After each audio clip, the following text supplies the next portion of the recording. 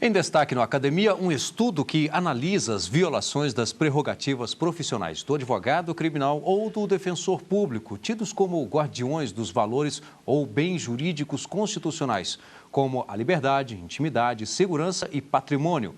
O autor do trabalho é o mestre em Direito das Relações Sociais pela Pontifícia Universidade Católica de São Paulo, Edson Pereira Belo da Silva. Violação às prerrogativas do defensor no processo penal e o prejuízo do cidadão defendido. Dissertação apresentada à banca examinadora da Pontifícia Universidade Católica de São Paulo como exigência parcial para a obtenção do título de mestre em Direito das Relações Sociais, tendo como subárea Direito Processual Penal. Confira também parte da bibliografia base deste estudo e as últimas publicações de teses e dissertações que estão chegando ao mercado editorial. Para debater a dissertação Violação às prerrogativas do defensor no processo penal e o prejuízo do cidadão defendido, convidamos Rafael Munerati, defensor público do Estado de São Paulo, em Brasília, e Bruno André Silva Ribeiro, juiz do TJDFT e professor universitário. Gostaria aqui de agradecer aos nossos dois convidados aqui na banca. Nosso muito obrigado pela presença, por aceitar o convite da TV Justiça para participar do programa e, de forma não diferente, ao Edson, que hoje nos traz, ao doutor Edson Belo, que hoje nos traz o seu trabalho para ser debatido aqui no Academia, a quem já gostaria, inclusive, de pedir para que faça a apresentação, então, do seu trabalho. Agradeço inicialmente o convite e aos colegas da mesa. Pois bem, o que despertou a formulação desse trabalho foi justamente uma questão, ou várias questões que no dia a dia do profissional do direito, notadamente do defensor, as violações às prerrogativas. Pois bem, essas violações às prerrogativas, e já adianto, elas têm ocorrido justamente por questões de dificuldade do defensor de ter acesso aos autos e dificuldade de ter acesso ao preso. Isso por uma estrutura que o próprio Estado hoje não dispõe, mas que acaba, na verdade, dando ou provocando um prejuízo relevante à defesa do defendido ou do acusado. No caso do trabalho, procuramos demonstrar que essas violações, elas terminam prejudicando o acusado ou o defendido, na medida em que a dificuldade ou a negativa de acesso aos autos, ou ainda de acesso ao preso, impossibilita praticamente que o defensor possa efetivar, dar concretude às garantias, aos direitos e garantias fundamentais deste defendido. Portanto, é impossível no nosso sistema se efetivar a garantia do direito de defesa sem que o advogado tenha acesso aos autos e acesso ao preso.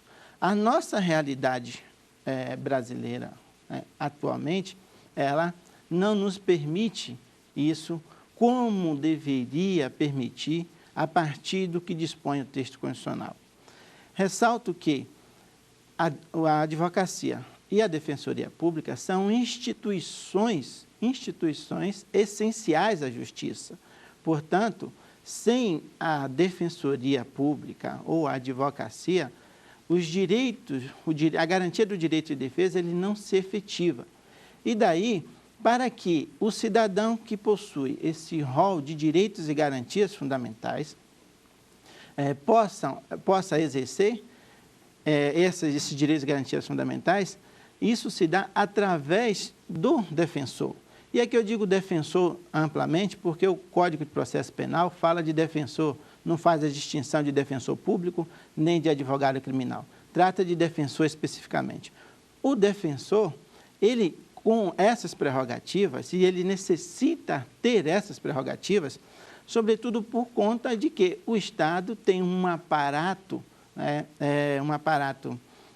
muito relevante e, ao mesmo tempo, substancial, na medida em que o Ministério Público, órgão de acusação oficial, está muito bem estruturado. Já a defesa, nem tanto. A defesa tem esta dificuldade né, de reagir a esta acusação, né, ou a esta persecução penal, né, por uma série de circunstâncias. E, no Brasil, a maioria dos processos penais, né, das ações penais, são patrocinadas pela Defensoria Pública ou por uma defensoria dativa. Essa Defensoria Pública, né, a gente sabe, ela no Brasil não está devidamente estruturada por uma série de questões políticas, talvez, e o cidadão acaba sofrendo um prejuízo, né, na eficiência e na efetividade desta garantia do direito de defesa. Além disso, o cidadão, para estabelecer, para se defender, ele precisa de um profissional, um operador do direito, né, com capacidade para reagir a esta persecução penal. E ao reagir a esta persecução penal, este operador do direito, ele precisa estar munido de prerrogativas, porque o operador do direito, no caso o defensor, ele vai se voltar contra aquela persecução penal e lidar com agentes públicos, delegados de polícia, promotores, magistrados, para que ele possa, através dos autos e também de acesso ao preso, fazer aquela defesa, ou seja, dar concretude aos direitos e garantias fundamentais. Sem essas prerrogativas, o defensor não tem como reagir. Por quê? Porque essas prerrogativas, elas somam-se aos direitos e garantias fundamentais, notadamente à garantia do direito de defesa. Então, uma coisa está relacionada com a outra. E sem essas prerrogativas que os membros do Ministério Público, os membros da magistratura, os membros da Defensoria, dentro da área jurídica, possuem. Quando a Constituição elevou a uma função essencial à Justiça, à Advocacia e à Defensoria Pública, notadamente no artigo 133, dizendo que o advogado é indispensável à administração da Justiça, foi justamente para que o outro polo da relação processual penal, que é a defesa, pudesse ter condições de reagir a uma imputação oficial, no caso ao Ministério Público, uma investigação.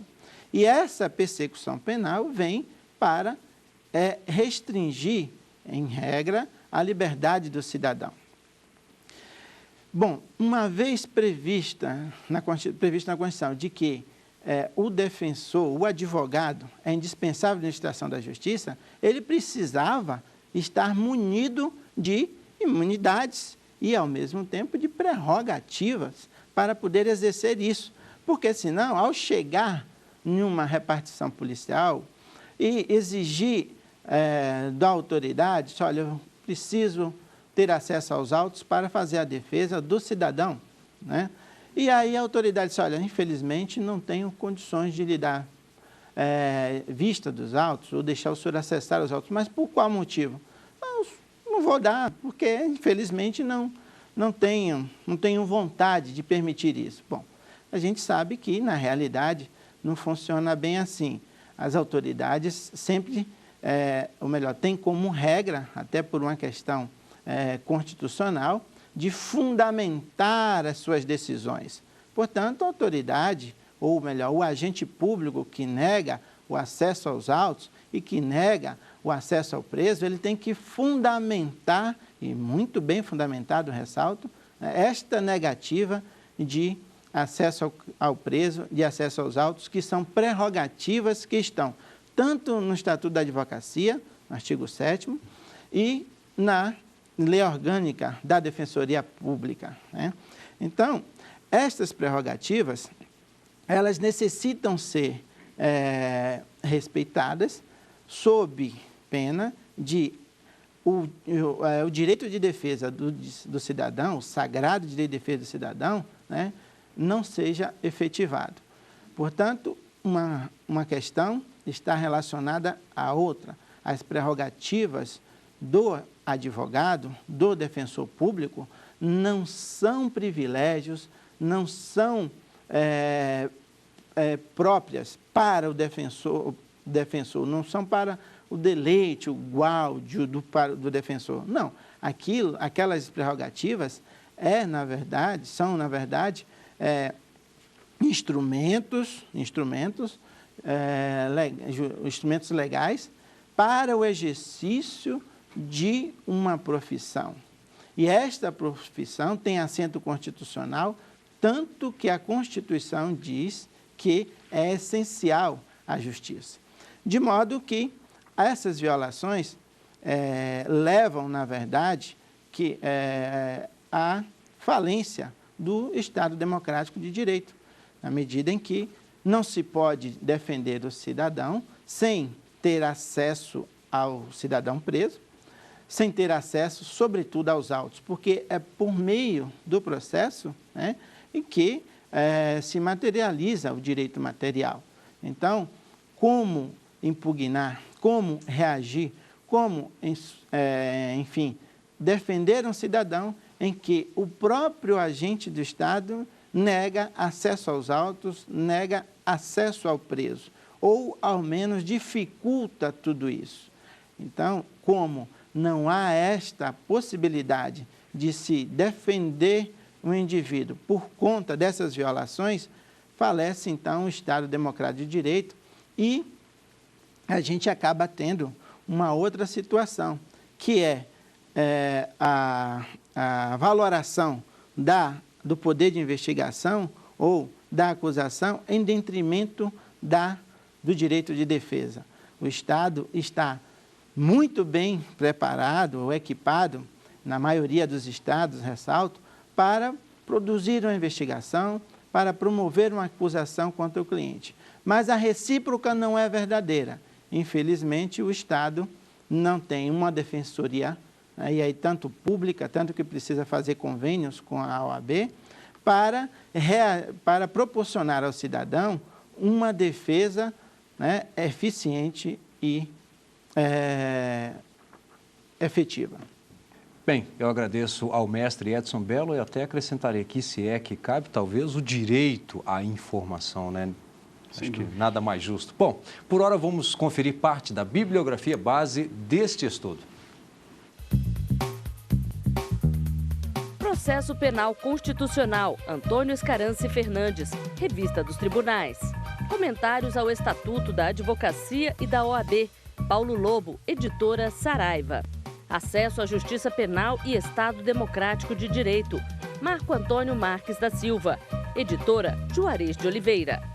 Este é um espaço aberto ao conhecimento e você também pode participar. Para isso, entre em contato com a nossa equipe pelo endereço eletrônico academia@stf.jus.br. Nós vamos a um pequeno intervalo e em seguida estaremos de volta. Até já!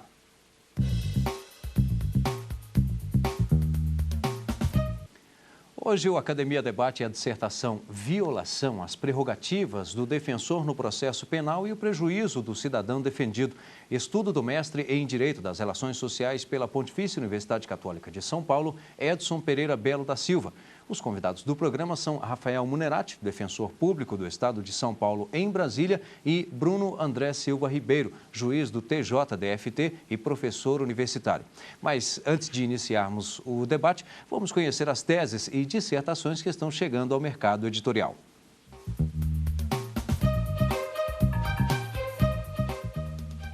Fundos de pensão instituídos na Previdência Privada Brasileira.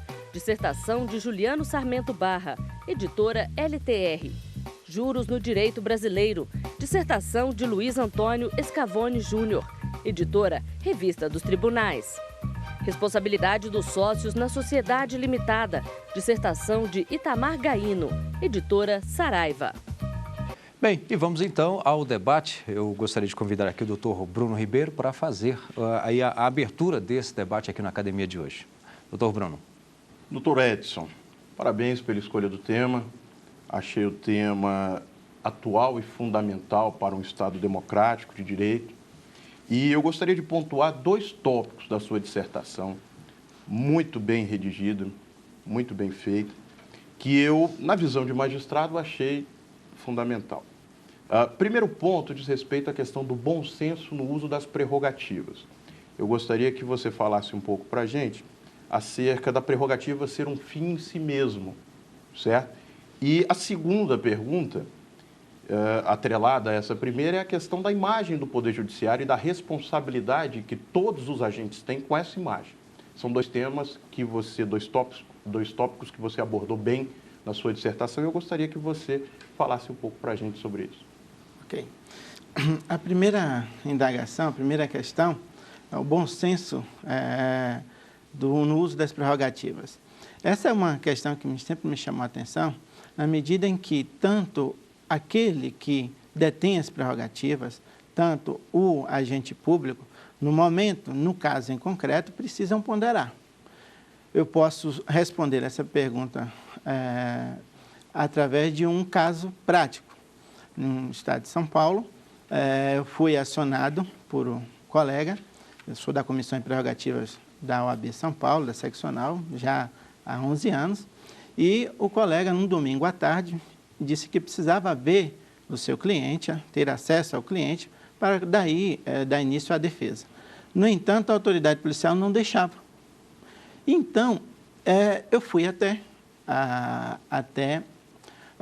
ao distrito policial, mencionado por ele, e lá conversei com a autoridade policial, e a autoridade policial me disse o seguinte: doutor, trata-se de um final de semana prolongado, e eu tenho aqui, na carceragem, mais de 20 homens presos. No plantão existe eu, delegado plantonista, um escrivão, um carcereiro e um investigador. Eu não tenho a mínima possibilidade de pedir ao carcereiro que abra a carceragem e que permita a entrevista, a conversa do advogado com o seu cliente. E mais, também aí entra uma outra questão que também é o direito, né, do cidadão, a garantia constitucional do cidadão de ter acesso ao advogado. Então, é uma mão com via dupla, uma pista com via dupla. Então, tanto o advogado, naquela oportunidade, tinha na visão do colega, né, a sua prerrogativa violada, quanto o cidadão que precisava falar com o advogado tinha o seu direito, né, obstado. Diante da ponderação da autoridade policial, eu indaguei ao colega, eu disse: olha, neste momento, impossível dar concretude, né, efetivar esta prerrogativa, na medida em que as condições, né, pessoais da autoridade policial não permitem. Então, façamos o seguinte: voltemos amanhã, na segunda-feira, que o plantão estará normalizado, ou seja, todos os policiais desta unidade policial estarão aqui, e aí poderão. O colega de pronto disse: não, doutor, certamente, se está nessa situação, mas o delegado já tinha falado para ele. O problema é que o delegado não tinha mostrado. E, às vezes, nós somos igual, também acreditamos vendo. A segunda questão relacionada à imagem do Poder Judiciário. Pois bem, a Constituição, quando elegeu, né, ou deu à advocacia, né, e à Defensoria Pública esse status constitucional de função essencial à justiça, né, que dizer o seguinte: olha, para que princípios, direitos e garantias constitucionais sejam efetivados, eu preciso dessas funções essenciais à justiça, e o Estado não funciona, no caso do Poder Judiciário, sem elas. Então, o Ministério Público, a Defensoria, a advocacia, né? Portanto, os membros que compõem essas funções, os operadores de direito, eles necessitam se respeitarem entre si. Não pode haver nenhum tipo de desrespeito. É preciso manifestar esse exercício de tolerância, né, no momento em que o profissional está do outro lado, o outro sabe das suas dificuldades, e é preciso até dizer: colega, posso lhe ajudar em alguma coisa? Essas questões. Bom, e diante desse quadro constitucional, o judiciário é o maior afetado, sobretudo a sua imagem, na medida em que o advogado não tem tolerância, o Ministério Público muito menos, e o juiz mais ainda. Não, é preciso se ter tolerância, porque o que está em jogo é a imagem de uma instituição, o Poder Judiciário. Porque a população espera um Poder Judiciário eficiente. E essas funções essenciais da Justiça, volto a repetir, Ministério Público, Defensoria, Advocacia, compõem a estrutura do Poder Judiciário. Então, nós não podemos ser os primeiros, na verdade, a não proteger, a não dignificar essa imagem. Pelo contrário, o Judiciário, como um dos grandes baluartes da democracia brasileira, precisa ter a sua imagem preservada. E, sobretudo, não podemos fazer um julgamento do Poder Judiciário jamais por atitudes de um ou de outro. Bem, nós precisamos aí resolver problemas como esse da prerrogativa e aí tem uma corrente que ainda defende a pena de morte, já imagino. Vamos lá, doutor Rafael Munnerati. Eu agradeço a oportunidade de poder debater esse tema fundamental para quem é operador do direito, principalmente para nós, defensores, advogados. Parabenizo o doutor Edson pela brilhante dissertação aqui apresentada. E eu gostaria de começar, até pegando o gancho aqui que o doutor Bruno colocou, do bom senso e das prerrogativas, destacando um ponto do seu trabalho que eu acho muito importante, que é sobre a imunidade profissional do advogado, do defensor, né? Como você bem salientou no início, o artigo 7º afirma que o advogado, no decorrer da sua atuação, quando está atuando na defesa do cidadão, ele é inviolável pelas suas palavras no que diz respeito aos crimes de injúria e difamação, e o Estatuto, o artigo 7, também incluía o desacato, né? O desacato foi julgado inconstitucional pelo Supremo Tribunal Federal, mas nós nos deparamos, durante a nossa atuação, com alguns casos desse tipo. Recentemente, um julgamento de repercussão nacional, esse caso da Eloá, de Santo André, né, em que houve aquele homicídio. Durante o julgamento, no calor do debate, a defensora teria dito à juíza que ela teria que voltar a estudar por alguma discussão que houve ali no calor do debate, né? Logo, a promotora já teria ameaçado a advogada de desacato. Olha, a senhora pode ser processado, acusado de desacato. Como é que você vê essa questão ainda hoje, uma questão atual, que muitos advogados passam por isso no calor dos acontecimentos? Como é que você vê? E se isso acaba por prejudicar ou acaba por inibir a atuação do advogado, do defensor, no momento do julgamento? Perfeito. Essa é uma situação, na verdade, que acaba constrangendo muito o direito de defesa, né? Essa efetividade. O comportamento do profissional do direito, do defensor, e aí defensor, volto a insistir, advogado criminal e o defensor público, é relevantíssima. Por quê? A gente sabe das dificuldades que o Estado tem, não dá para fugir delas, é preciso, na verdade, atenuar ou extinguir essas dificuldades. No entanto, o agente público precisa também saber que o advogado está ali para exercer os princípios, direitos e garantias do acusado. Bom, diante disso, a teoria é uma coisa e a prática é outra. Essa discussão, essa imunidade, essas prerrogativas que o advogado tem para bem defender os direitos e garantias do seu patrocinado, elas precisam serem observadas por ambos os polos. Mas o advogado não pode jamais dizer o seguinte: olha, o agente público precisa efetivar de qualquer jeito as minhas prerrogativas, tá? Mas e ele, agente público, tem condições?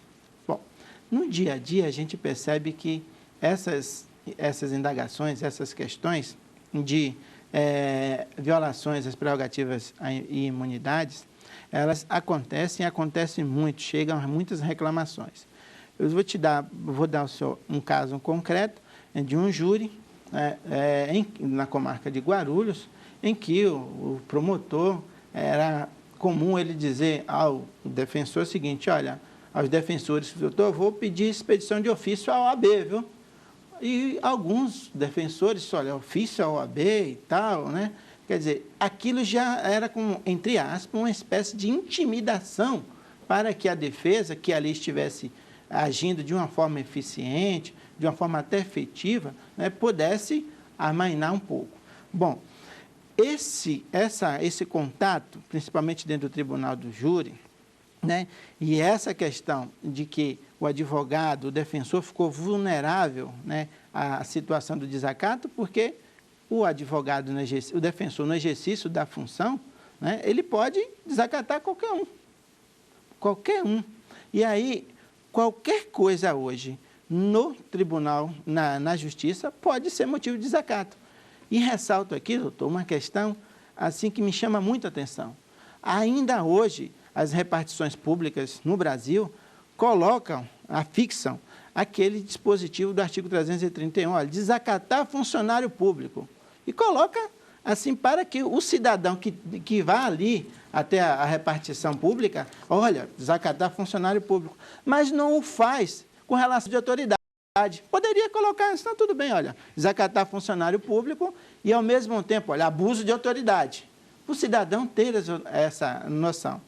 De modo que não é possível, na verdade, o advogado ter uma conduta exasperadora, uma conduta antiética ou imoral no exercício profissional. Mas o calor do debate, às vezes, nos leva a uma situação em que determinada palavra citada no contexto, né, ela acaba sendo interpretada como desacato, né? Eu não tenho conhecimento aqui do caso em concreto que o senhor citou, mas em muitas outras situações tivemos casos em concreto em que o juiz entendeu que aquele caso era o caso de desacato. E só para concluir essa resposta, eu vou dar um caso prático de um desembargador federal do trabalho que acabou, há alguns anos, por oficiar a OAB por conta de que o advogado, iniciando na carreira, teria ido ali sustentar oralmente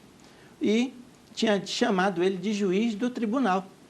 E aquilo ele ficou indignado por ser ele agora, né, levado regimentalmente a desembargador federal do trabalho, né? Bem, eu quero aqui agradecer ao doutor Edson Belo pelo trabalho, por sua apresentação também, bem como o doutor Rafael Bunerati e, claro, o doutor Bruno Ribeiro, que esteve aqui no nosso programa Academia de hoje. Lembro que você também pode participar. Para isso, basta enviar um currículo com o título do seu trabalho para academia@stf.jus.br. Obrigado e até o próximo programa.